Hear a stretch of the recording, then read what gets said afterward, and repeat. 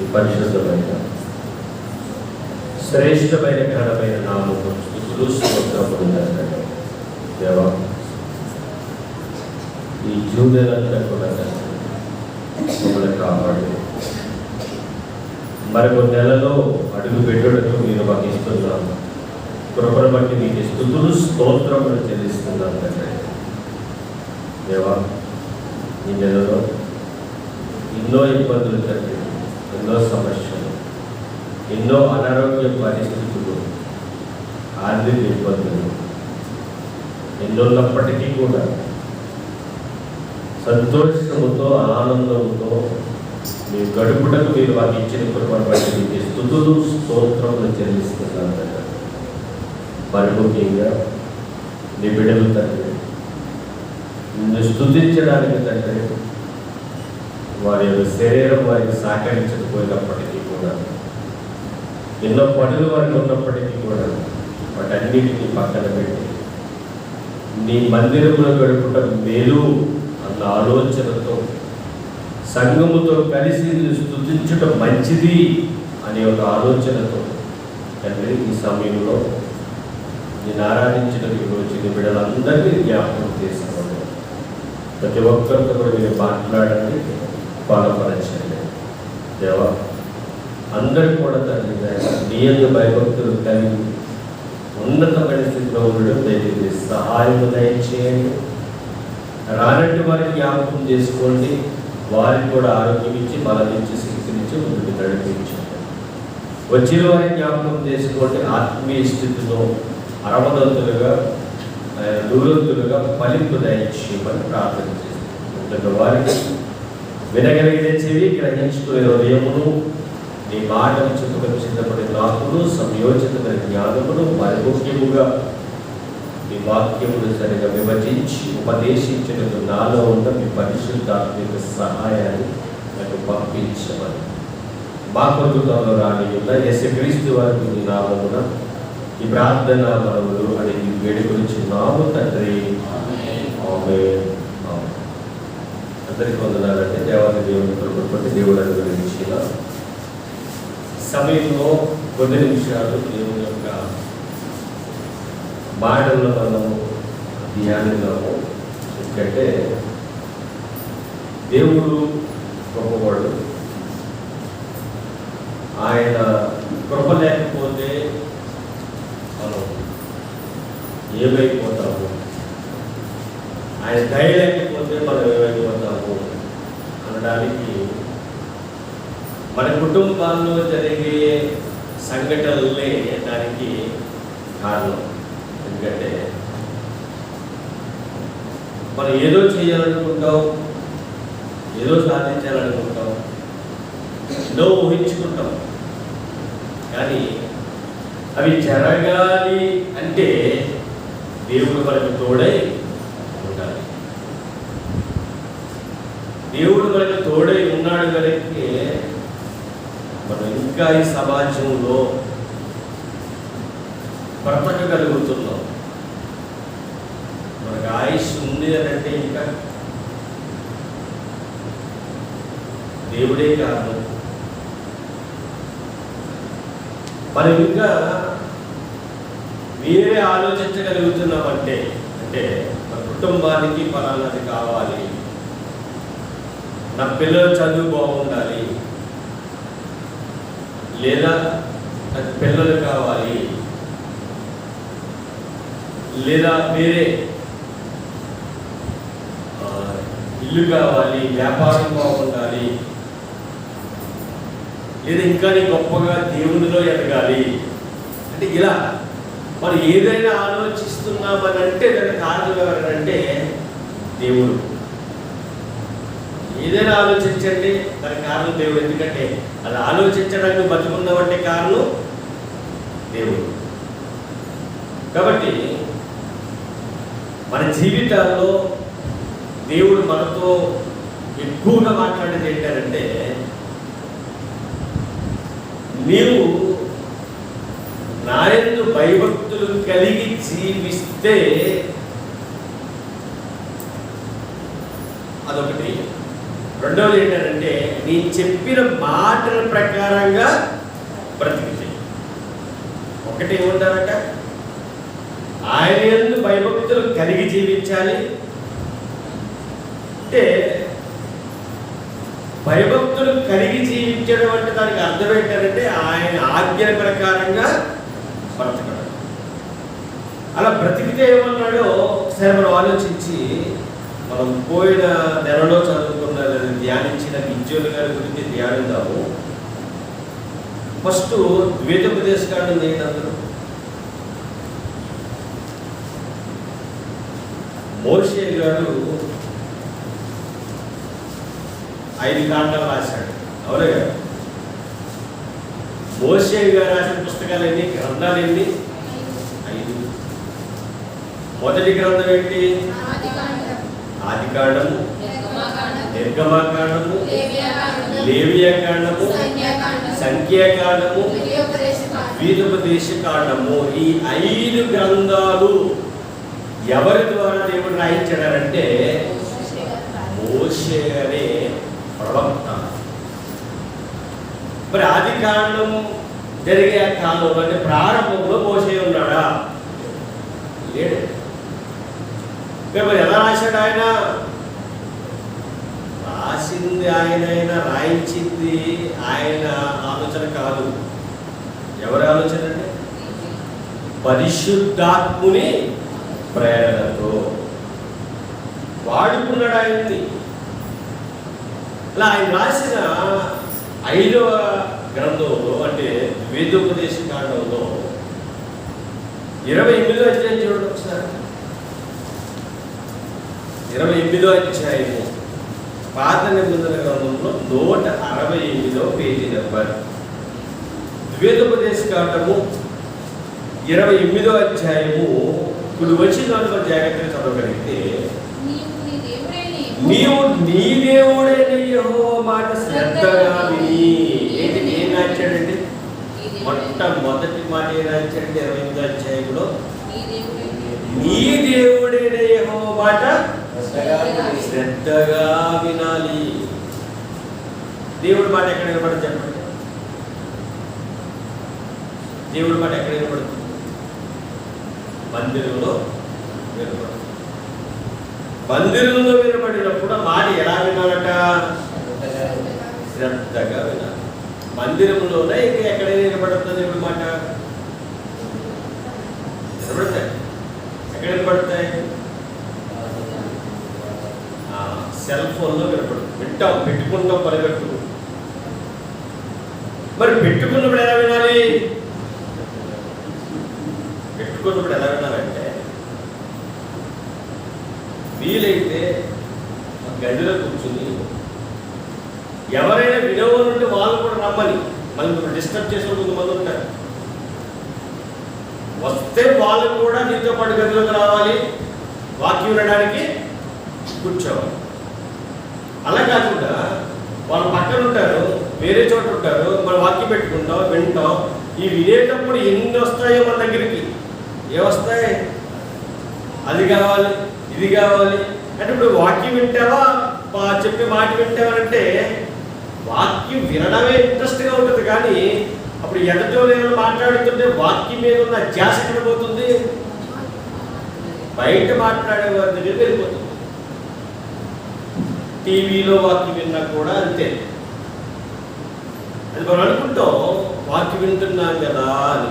కాదు, వినడానికి సిద్ధపడినప్పుడు ఏం చేయాలంటే పనులన్నీ మానుకొని గంట అయినా అరగంట అయినా ఆ వాక్యం వినడానికి బైబిల్ దగ్గర పెట్టుకొని, చదవచ్చిన వారైతే బైబిల్ దగ్గర పెట్టుకొని చెబుతున్న ప్రతి మాట వాక్యాన్ని వింటూ మీరు చదువుతూ వాక్యాన్ని ధ్యానించాలి. అది జాగ్రత్త. మరొకటి ఉంది, నువ్వు ఇంటికాడ ఉన్నప్పుడు మనం టీవీ కాడ కూర్చోవడం వాక్యం వినడానికి కుదరకపోవచ్చు. పని చేసుకోవాలిగా, భర్తకు వండి పెట్టాలి, పిల్లలకి వండి పెట్టాలి, తర్వాత మనం పని చేసుకోవాలి. అవును, పని చేసుకోవాలి కాబట్టి నువ్వు ఏం చేయాలి? టీవీ ఆన్ చేసి వాక్యం పెట్టి వాక్యాన్ని అలా రానివ్వండి, తప్పేమీ లేదు. వాక్యం ఎవరైనా వింటారు. లేదా నీ ఇల్లంతా వాక్యం ఏమవుతుంది? నిండుకుంటుంది. దానివల్ల ఏమైనా నష్టం ఉందంటారా? దానివల్ల ఏమైనా ఇబ్బంది ఉందంటారా? లేదు. అంటే దేవుని యందు భయభక్తులు కలిగి బ్రతకడం అని అంటే ఆ బ్రతికే విధానమే గొప్పగా ఉంటుందండి. వేరే ఏ ఆలోచించం మనం, వేరే ఏ మాటలు మన నోట రావు, వేరే ఆలోచనలు ఏమి మనకి రావు. కూర్చున్నా దేవుని ఆలోచనలే, నుంచున్నా దేవుని ఆలోచనలే, పడుకున్నా దేవుని ఆలోచనలే, నలుగురితో వెళ్తున్నా ఏ ఆలోచన అండి? దేవుని ఆలోచనలే. నువ్వు తింటున్నా దేవుని ఆలోచనలే, నువ్వు ఏదైనా చూస్తున్నా దేవుని ఆలోచన. ఇలా ఎవరైనా బతకగలరా చెప్పండి? ఎవరైనా బతకగలరా? సాధ్యపడుతుందా బతకడం? చెప్పండి, నిజం ఒప్పుకోండి. సాధ్యపడుతుందా? సాధ్యపడదు. కానీ అనుకుంటే చేయగలమా లేదా? చేయగలం. అనుకుంటే చేయగలం. అనుకున్నది చెయ్యాలనుకున్నప్పుడు నువ్వు ఎలా ఉన్నారంటే, ఇక దేవుడే నాకు దిక్కు, ఇంకెవరు వచ్చినా నాకు ఏమీ చేయలేరు అని ఒక స్టాండర్డ్ మీద నిలబడిపోవాలి. మీకు ఏదైనా ఇబ్బంది కలిగింది అనుకోండి, ఇబ్బంది కలిగినప్పుడు అరే ఇబ్బంది ఎలా కలుగుతుంది, ఎలా తీరుతుంది అని అనుకోకూడదు. రాని ఏ ఇబ్బంది నేను ఏం చేయగలను?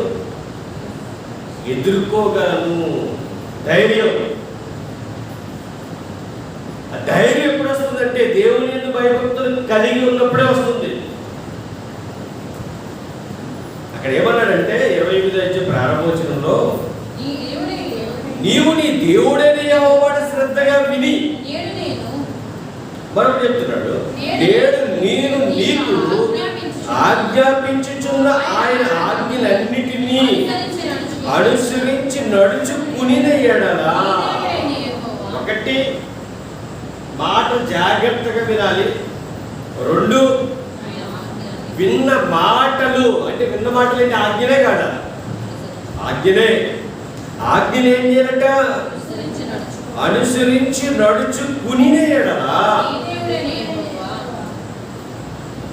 నీ దేవుడైన యెహోవా, నీ దేవుడైన యెహోవా, నీ దేవుడైన యెహోవాని నువ్వు నమ్మవా లేదా? దేవుణ్ణి నమ్మదు. నా దేవుడు గొప్పవాడని నమ్మను.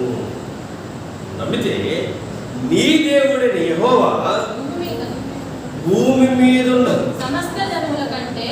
సమస్త జనముల కంటే నిన్ను హెచ్చించును. దేనికంటే? అంటే నీ ముందు చాలా మంది జనాభా ఉన్నారు. లేరా చెప్పండి? వాళ్ళ ముందు గొప్ప గొప్పవారు ఉన్నారు లోకపరంగా. మన ముందు చాలా మంది ఉన్నత స్థాయిలో ఉన్నవారు ఉన్నారు లోకపరంగా. కోట్ల రూపాయలు ఉన్నాయి, కొన్ని ఎకరాల పొలాలు ఉన్నాయి, స్థలాలు ఉన్నాయి, కట్టుకున్న బిల్డింగులు ఉన్నాయి, వేసుకోవడానికి బంగారం ఉంది, కొన్ని వేల రూపాయల చీరలు ఉంటాయి, కోట్లు ఉంటాయి వేసుకునేవి, లక్షలు విలువ చేసే కార్లు ఉంటాయి. ఎవరు వీళ్ళందరూ? లోకపరంగా. లోకపరంగా ఎవరు? గొప్పవాళ్ళు. వాళ్ళే తప్పడట్లేదు, నేను గొప్పవారే చెప్తున్నాను, ధనవంతులు చెప్తున్నాను, సంపన్నులు చెప్తున్నాను. ఎలా? లోకపరంగా. ఏమండి? ఇక్కడ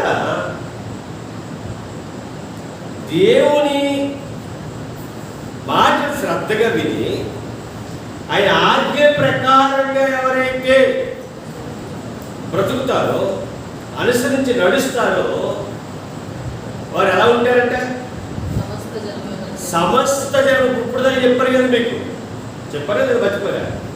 ఇప్పుడు వాళ్ళందరికంటే మీరు ఏం చేయాలి? ఇప్పుడు వాళ్ళందరూ ఊహించుకోవాలి. వాళ్ళందరూ ఊహించుకుని వాళ్ళే నాకు గొప్పగా అనిపిస్తున్నారు, కానీ నా దేవుడైన యెహోవా అనే మాట ఏంటంటే వాళ్ళందరికంటే గొప్పగా నన్ను హెచ్చిస్తాడు. నీకేం లేదు చెప్పండి, లోకపరంగా ధనం లేదు, బంగారం లేదు, ఎకరాలు పొలాలు లేవు. కొంతమంది ఎకరాల పొలాలు పోగేసుకున్నప్పటికీ ఏముండట్లేదు, వాళ్ళకి ప్రశాంతత లేదు వాళ్ళకి. దేవుడు అనే మాట ఏంటంటే, మనందరూ లోకపరంగా గొప్పగా ఉంటే ఉండొచ్చు, కానీ నువ్వు వాళ్ళందరికంటే కూడా గొప్పవాడు. ఎందుకంటే నీ దేవుడినైన నేను నిన్ను హెచ్చిస్తాను. ఎప్పుడు హెచ్చిస్తాడట? ఆయన మాటలు జాగ్రత్తగా వినాలి, ఆయన ఆజ్ఞను అనుసరించి నడుచుకోవాలి. కాబట్టి అంటే దేవుడి యందు భయభక్తులు కలిగి ఉన్నవారు దేవుడు ఏం చేయడట? వదిలిపెట్టడు. ఈ మాట ఎందుకు జ్ఞాపకం చేశారంటే,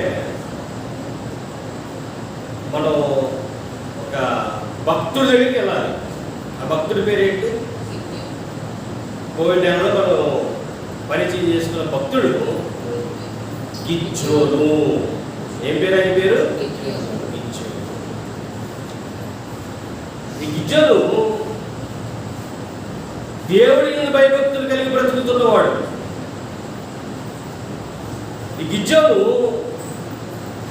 మంచి ఆలోచన కలిగి ఉన్నవాడు.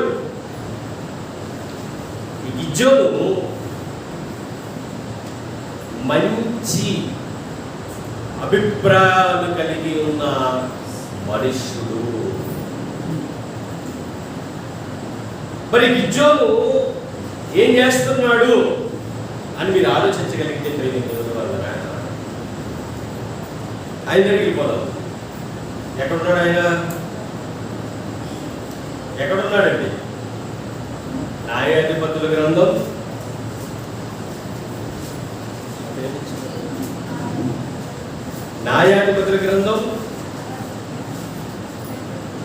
6వ అధ్యాయము. న్యాయాధిపతుల గ్రంథము 6వ అధ్యాయములో మీకు కనిపిస్తాడు. ఎక్కడంటే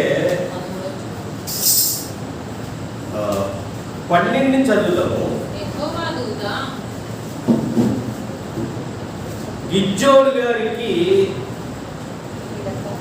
ఒకరు కనిపిస్తున్నారు. న్యాయాధిపతుల గ్రంథము 202 పేజీ నెంబర్ 6వ అధ్యాయము 12వ వచనం చదువుతున్నాను. ఇక్కడ గిద్యోను అనే ఒక భక్తుడు కనిపిస్తాడు మనకు. అక్కడ గిద్యోను ఈ పేరు పైన పెట్టుకోండి. అప్పటికి అక్కడ ఏం జరుగుతుంది అనేది తెలియాలి. ఎందుకంటే పోయిన నెలలో చాలా మంది రాలేదు, ఈరోజు వచ్చారు కాబట్టి వాళ్ళకి చిన్న పరిచయం చేయాలి. గిద్యోను పరిచయం ఎలాగనేది మనకి అర్థం కావాలి. ఇక్కడ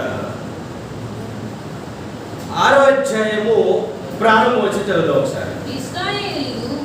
ఇశ్రాయేలీయులు యెహోవా దృష్టికి దోషులైనందున యెహోవా 7 ఏళ్లు వారిని మిద్యానీయులకు అప్పగించిన. ఇశ్రాయేలీయుల్ని దేవుడు మిద్యానీయులకు అప్పగిస్తున్నాడు. ఎందుకు అప్పగించాడట? దేవునికి వ్యతిరేకంగా బ్రతికేస్తున్నారట. ఎవరు వీళ్ళు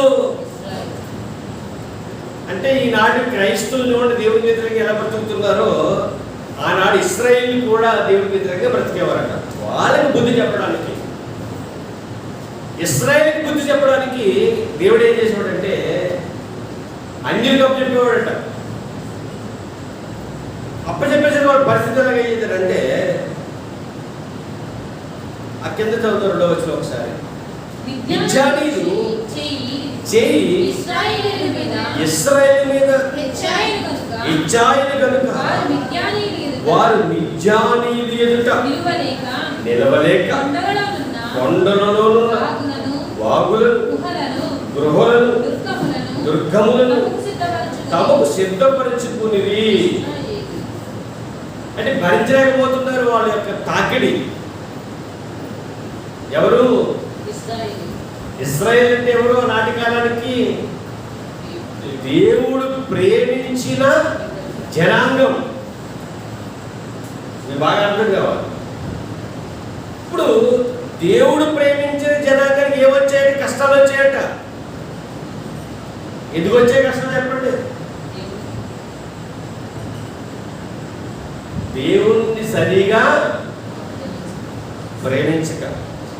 ఆయనేమో ఈయన ప్రేమిస్తున్నాడు, వీళ్ళేమో ఆయనకి నచ్చని పని చేస్తున్నారు. మీరు ఆజ్ఞ ప్రకారం ఏం చేయాలి? బ్రతకాలంటాడు ఆయన. నా మాట శ్రద్ధగా వినాలి, విన్న మాటల ప్రకారంగా జాగ్రత్తగా బ్రతకాలి. ఇది రూల్. అప్పుడే కాదు, ఇప్పుడు కూడా అదే రూల్. నేను ఏదైతే చెప్పానో అది మీరు ఏం చేయాలంట? జాగ్రత్తగా వినాలి. ఇది ఎప్పటికీ మారదు. మనుషులు మనం మారిపోతున్నారు కానీ దేవుని వాక్యము నిన్న నేడు ఎలా ఉందట? ఏకరీతిగా. ఏది మారలేదు, మారదు కూడా. ఇంకా మన పిల్లలు పిల్లలు పిల్లలు పిల్లలు పిల్లలు ఎంతమంది ఎన్ని తరాలు వచ్చినా కూడా బైబిల్ అనేది అలాగే ఉంటుంది. బైబిల్లో ఉన్న మాటలు అలాగే ఉంటాయి. ఏ తరానికైనా కూడా అర్థం చెప్పే మాటలే దేవుడు రాయించిన మాటలు. ఇప్పుడు ఏదైనా చూడండి అంతా కూడా ఓడైపోతుంది. కానీ బైబిల్ మట్టుకు పాతది కావట్లేదు. ఎవరు చదివినా అది ఇంకా ఇంకా అర్థమవుతూనే ఉంటుంది. గొప్ప బైబిల్ మనకు కలిగి ఉన్నాం, గొప్ప దేవుడు మనకు కలిగి ఉన్నాం. ఇశ్రాయేలీయులు దేవుని దృష్టికి దోషులైపోయారట. అంటే తప్పుడు పని చేస్తున్నారు, పాప పని చేస్తున్నారు. అప్పుడు దేవుడు మిథ్యానీయులుగా అప్పగించాడట. అప్పగించేవాడు వాళ్ళు వచ్చి వాళ్ళ మీద పడినప్పుడు వాళ్ళ పరిస్థితి ఎలా ఉందంటే, కిందకు వచ్చి మీరు బాగా ఆలోచించగలిగితే వాళ్ళ పరిస్థితి ఏంటి చూద్దాం. 3వ వచనం నుంచి చూద్దాం. ఇశ్రాయేలీయులు విత్తనములు విత్తిన తర్వాత అంటే పంట వాళ్ళు వేసుకున్నారన్నమాట. ఎవరు వీళ్ళు? ఇశ్రాయేలీయులు. తర్వాత మిద్యానీయులను అమాలేకీయులను తూర్పు నుండి వారును తమ పశువులను గుడారములను తీసివేసి మిడతల దండంత విస్తారముగా వారి మీదకు వచ్చి, అంటే ఇశ్రాయేలు మీదకు దండు వస్తుంది. ఏంట దండు? మిడతల దండ కాదు, మిడతల దండులా జనాంగం వస్తున్నారటండి. ఎందుకు వస్తున్నారు జనాంగం అని అంటే మీకు అర్థం కావాలి. వాళ్ళకి బాధ కలిగించడానికి, వాళ్ళకి బాధ కలిగించడానికి, వాళ్ళకి నొప్పి పుట్టించడానికి, వాళ్ళని ఇబ్బంది పెట్టడానికి దేవుడే జనాంగాన్ని పంపిస్తున్నాడు. ఎవరయ్యా జనాంగం అంటే? అన్య జనాంగం. మిద్యానీయులను అమాలేకీయులను తూర్పు నుండి వారందరూ కూడా వచ్చేస్తున్నారు మిడతల దండులా. ఇప్పుడు ఇలా పరిస్థితి ఏమైందంటే జాగ్రత్తగా ఆలోచించగలిగితే 5వ వచనం, వారును వారి ఒంటెలను లెక్కలేకయుండెను, దేశమును పాడు చేయుటకు వారు దానిలోనికి వచ్చింది. ఇశ్రాయేలీయులు మిద్యానీయుల వలన మిక్కిలి ఈన దశకి వచ్చినప్పుడు వారు యెహోవాకు మొరపెట్టిరి. అని ఇక్కడ ఇశ్రాయేలు పరిస్థితి ఏమైపోతుందట? పండించుకుందాం అనుకున్న పంట చేతికి రావట్లేదు. వీళ్ళంతా పంట అంతా వేసుకున్న తర్వాత పంట అడ్డుపోతారు. ఎవరు అడ్డుపోతున్నారు? మిద్యానీయులు అడ్డుపోతున్నారు, అమాలేకీయులు అడ్డుపోతున్నారు. ఇంకా వీళ్ళందరూ వచ్చి వాళ్ళకి ఇంకా చాలా దారుణ పరిస్థితి చేసేసారు. ఇంకా వాళ్ళకి తినడానికి తిండి లేని పరిస్థితి. అప్పుడు తప్పు పాపం ఇవన్నీ చేస్తున్న వారికి ఏం కలిగిందంటే బుద్ధి కలిగిందట. అప్పుడు ప్రార్థన చేస్తారు దేవుడికి. ఏమని? తండ్రి, మేము తప్పు చేశాము. అంటే ఇవన్నీ ఎందుకు రాయించాడు తెలుసా దేవుడు? మనం కూడా అన్ని బాగున్నప్పుడు దేవుడిని వదిలేస్తాం కదా. వదిలేసిన తర్వాత మళ్ళీ బాధ అనుభవిస్తున్నప్పుడు అప్పుడు జ్ఞాపకం వస్తాడు దేవుడు. అప్పుడు జ్ఞాపకం వచ్చే కంటే ముందుగానే అన్ని బాగున్నప్పుడే, అన్ని ఉన్నప్పుడే మీరు దేవుడిని చెంతగా చేరండి, దేవుని మాటలు వినండి, శ్రద్ధగా వినండి, ఆ మాటల ప్రకారంగా బ్రతకండి. అప్పుడు ఒకవేళ మీకు ఇబ్బంది కలిగినా ఏముంటుంది? ధైర్యం ఉంటుంది. ఎప్పుడు చెప్తున్నా, బాధల్లో 2 రకాలు. ఒకటి, వాడు తప్పు చేస్తే తప్పుకి వచ్చే శిక్ష ఒక రకం అయితే, నువ్వు తప్పు చేయకుండా వచ్చే శిక్ష రెండవది. ఎప్పుడు ఆలోచించుకోండి. మీరు ఏదైనా బాధ అనుభవిస్తే, ఈ బాధని ఎందుకు అనుభవిస్తున్నానంటే తప్పు చేశాను కాబట్టి అనుభవిస్తున్నాను, అయితే ఒప్పుకొని విడిచిపెట్టేస్తా. లేదు, తప్పు చేయకపోతే బాధ వస్తుందా? ఏం పర్లేదు, హ్యాపీ. మీరు ఆనందంగా ఉండండి, సంతోషంగా ఉండండి, నిందలు వచ్చినా సంతోషంగా ఉండండి, ఎవరేమన్నా సంతోషంగా ఉండండి. ఎందుకంటే తప్పు చేయలేదుగా. దేవుడు నిన్ను విడిచిపెట్టడు. దేవుడు నిన్ను ముందుకు నడిపించుకుంటూ వెళ్ళిపోతాడు. ఏమి కంగారు పడవలసిన పనేమి కూడా లేదు. ప్రేమ దేవుడి వల్ల ఒక తప్పు చేసి మనం బాధ అనుభవిస్తున్నావా, ఒప్పుకొని ఆయన ఎదుట పాపాన్ని విడిచిపెట్టేయాలి. ఇక్కడ వాళ్ళు ఏం చేస్తున్నారంటే బతిమాలుతున్నారట. తండ్రి తండ్రి పరిస్థితి బాగోలేదు తండ్రి, పంట వేసుకుంటున్నాం, ఆ పంట ఏం చేస్తున్నారు?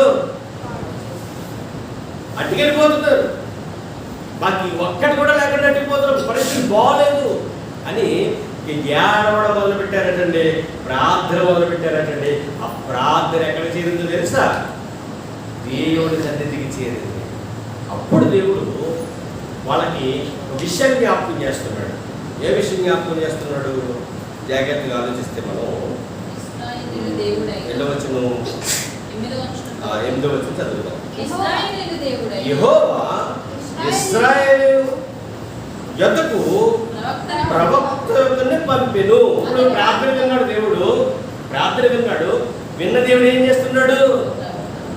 ప్రవక్తను పంపిస్తున్నాడు. అంటే మనం ప్రార్థన చేస్తే ఆ ప్రార్థనకు దాటిపోయే దేవుడు కాదు. తప్పు చేసిన వాళ్ళ ప్రార్థన దేవుడు ఏం చేశాడు? అక్కడ ఆలకించాడు. ఎందుకు ఆలకించాడంటే నా పిల్లలు పాడైపోవడం నాకు ఇష్టం లేదు. ఆలకించిన ఆయన ప్రవక్తను పంపించాడు. పంపించి ఏం చెప్పిస్తున్నాడు చూడండి. అతడు వారితో ఇలా ప్రకటించాడు, ఇశ్రాయేలు దేవుడైన యెహోవా సెలవిచ్చిందేమనగా, నేను ఐగుప్తులో నుండి మిమ్మును రప్పించి దాసుల గృహములో నుండి మిమ్మల్ని తోడుకుని వచ్చి తిని. ఏం చేశాడు ఇశ్రాయేలు దేవుడు? ఐగుప్తు దేశము నుండి రప్పించాడు, దాసుల గృహములో నుండి మిమ్మల్ని తోడుకొచ్చాడు. అక్కడ వాళ్ళ పరిస్థితి ఏంటి చెప్పండి? బానిస బ్రతుకులు, వెట్టి సాకిరి చేసేవాడు రాయబడి నిర్మాకాండంలో. వెట్టి సాకిరి, అలాంటి వాటన్నిటి నుంచి కూడా దేవుడు ఏం చేశాడట? విడిపించి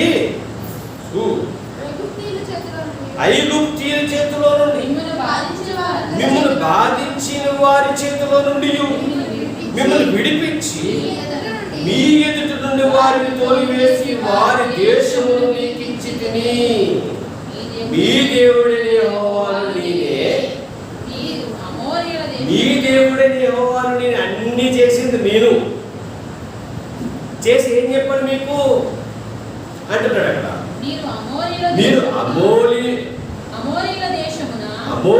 దేశమున నివసించుచున్నారు, వారి దేవతలకు భయపడకుడి అని మీతో చెప్పితిని గాని మీరు నా మాట వినకపోయిరి. అంటే దేవుడు ఎందుకు ఆ శిక్ష పెట్టాడు చెప్పడం వాళ్ళకి?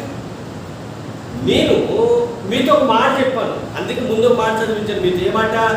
యెహోవా మాట శ్రద్ధగా వినాలి. చెప్పాడా లేదా? రైట్. ఇక్కడ దేవుడు కూడా ఎంతో చెప్పాడా లేదా? ఏమని చెప్పాడు?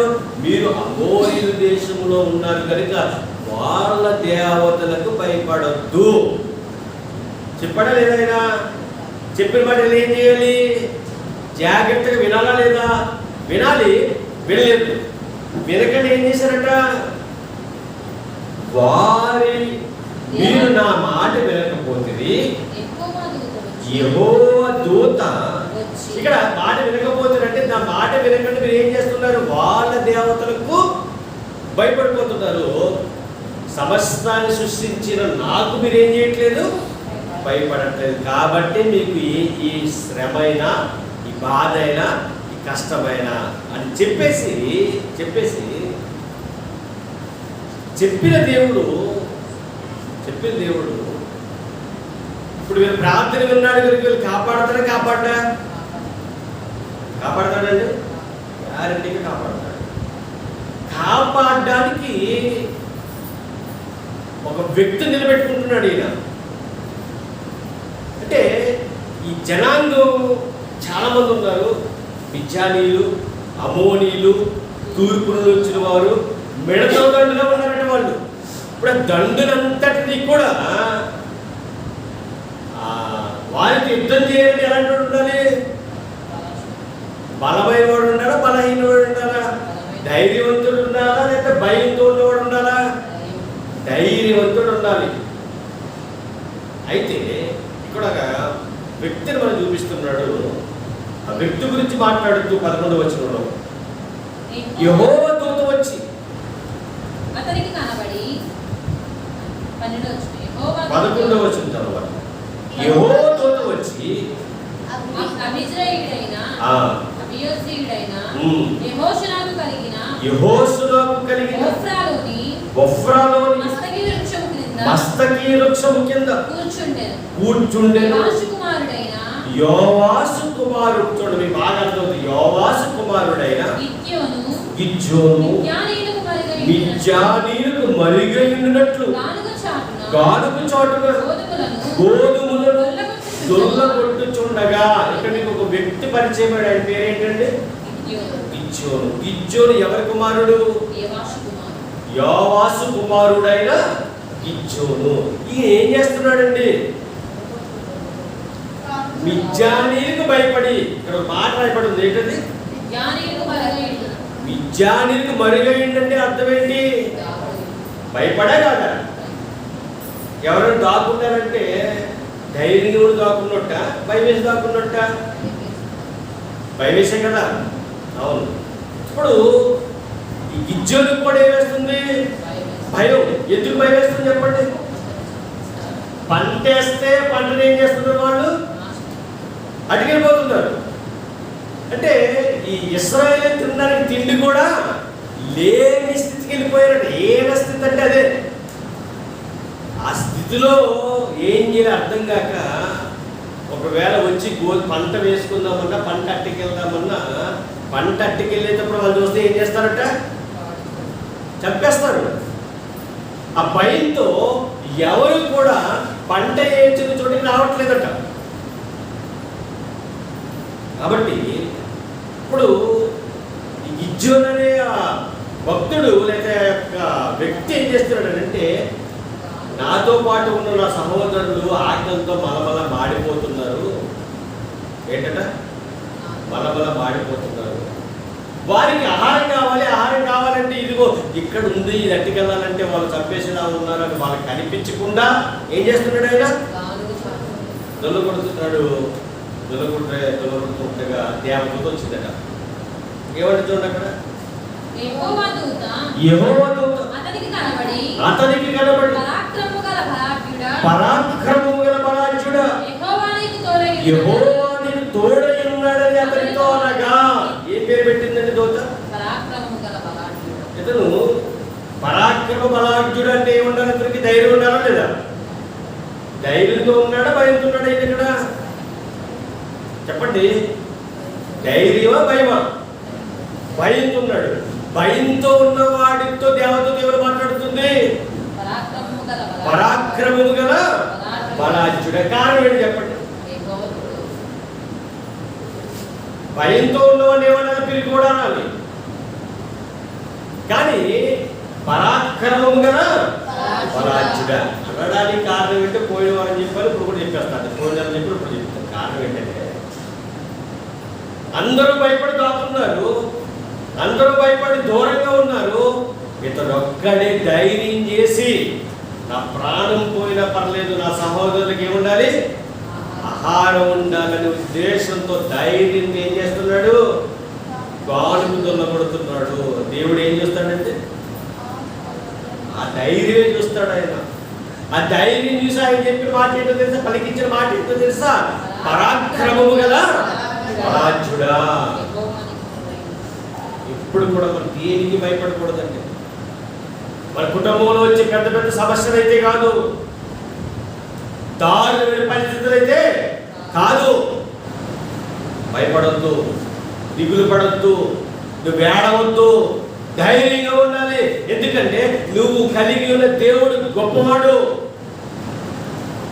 ఈ నెలలో, జూన్ నెలలో ఎన్నో ఇబ్బందులు అంటే చాలా మందికి అనారోగ్యంగా ఎన్నో ఇబ్బందులు, ఆర్థికంగా ఎన్నో ఇబ్బందులు, గడవని పరిస్థితులు. కానీ దేవుడు ఏం చేశాడు? పోషించాడా లేదా? ఈరోజు 30వ తారీఖు, ఈరోజు నైట్ అయిపోతే మళ్ళీ మరొక నెలలోనికి అడుగు పెడతాం. అంటే కారణం ఏంటంటే మన దేవుడు గొప్పవాడు. బయట ఉన్న వారు కూడా ఉన్నారు కదండి, వాళ్ళకి నెల మాత్రమే కదండి, అది వేరు, అది వేరు. మనదేంటంటే మనం ధైర్యంగా ఉండగలుగుతున్నామంటే దేవుడు నాకు తోడై ఉన్నాడని ఒక నమ్మకంతో ఉండగలుగుతున్నాం. మన గురి వేరు, వాళ్ళ గురి వేరు. మన ఆలోచన వేరు, వాళ్ళ ఆలోచన వేరు. వాళ్ళు అనుకోవచ్చు, వాళ్ళు చేసుకోవచ్చు, అది మనకు అనవసరం. కానీ మనం ఈరోజు ఎలా నేను నిలబడి ఉన్నటువంటి కారణం ఏమంటే దేవుడు నేను మీరు చెప్పగలరా? మీ నోట మాట రాగలరా? 10 మందితో చెప్పగలరా? 10 మంది ఎదుట మీరు సాక్ష్యం చెప్పగలరా? చెప్పాలి. అలాంటి బ్రతుకు మనకు ఉండాలి ప్రేమ దేవుడు వాళ్ళరా. ఏదో వచ్చాం వెళ్ళాం అని కాదు, నలుగురితో నారాయణ, కులంతో గోయిందా, ఇవేమి కాదు. నువ్వు ఎక్కడున్నా, ఎలా ఉండాలంటే దేవుని యందు భయభక్తులు కలిగే జీవించాడు. ఉందా ధైర్యం? పరాక్రమం గల బలాఢ్యుడు అంటే ఇక్కడ దేవుడికి అర్థమైంది ఏంటంటే ఇతని ప్రాణం పోయినా పర్లేదు, నా సహోదరులకి భోజనం పెట్టాలి అనే ఆలోచనతో ఇతను వచ్చి ఇక్కడ గాడుగు చోటున ఈ గాడుగు దులుపుతున్నాడంటే ఏంటంటే ఇతనికి ఉన్న ధైర్యం ఏంటి అని పెట్టేసిన పేరేంటో తెలుసా? పరాక్రమం గల బలాఢ్యుడా అని చెప్పి ఏమన్నాడు అక్కడ దూత?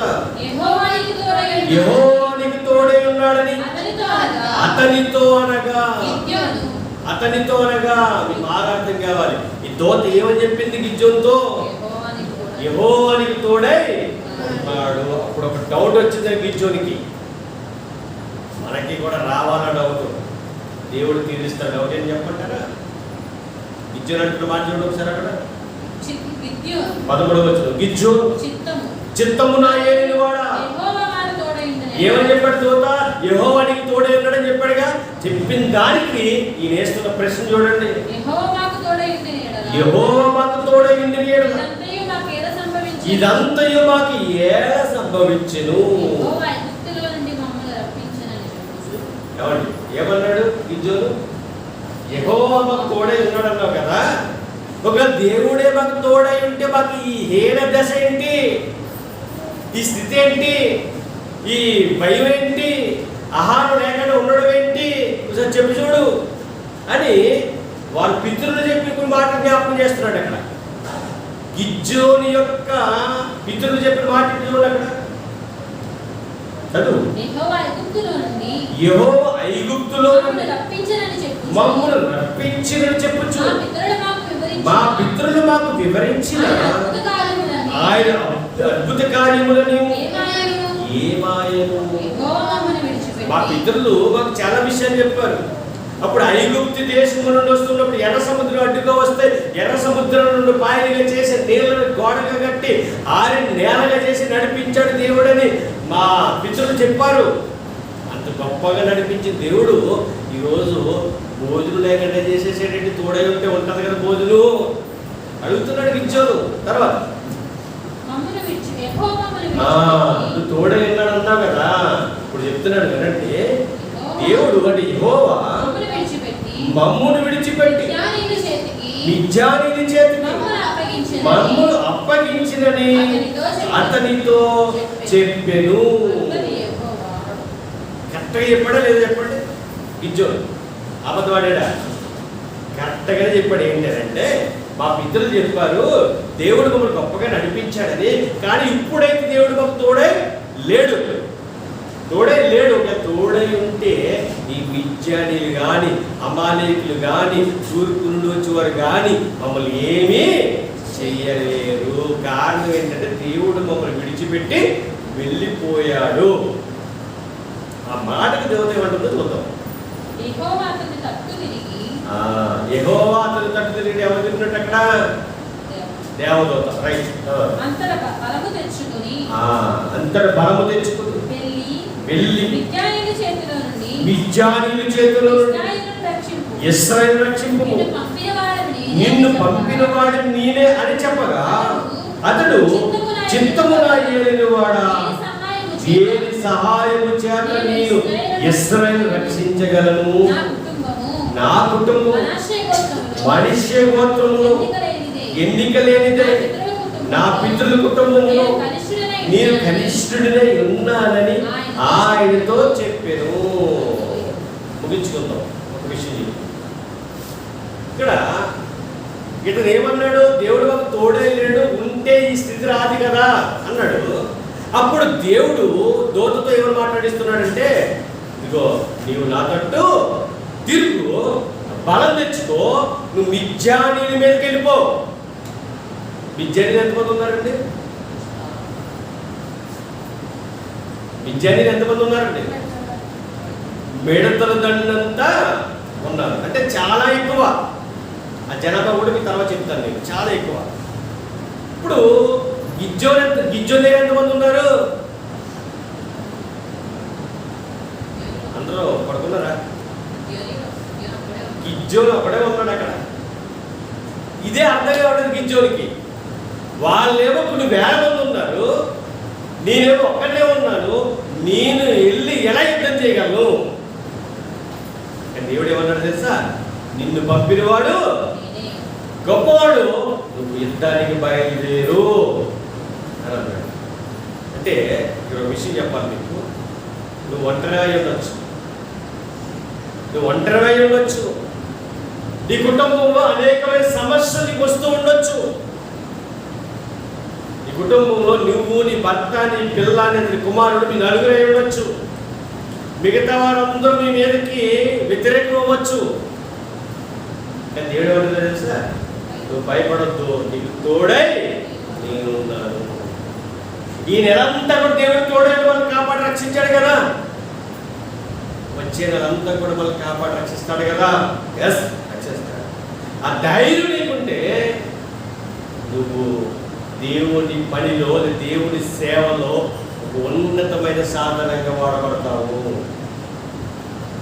గిజ్జోని ఎలా వాడబడ్డాడో జూలై నెలలో చివరి తారీఖున నేర్చుకుందాం. మీరు బాగా గుర్తుపెట్టుకోవాలి మాట. ఒంటరి వాడివి కాదు, ఒంటరి దానివి కాదు, నీకు దేవుడు తోడై ఉన్నాడు. అలా ఉంటే ప్రార్థించాడు. పరలోకమందున్న మాట్లాడారు.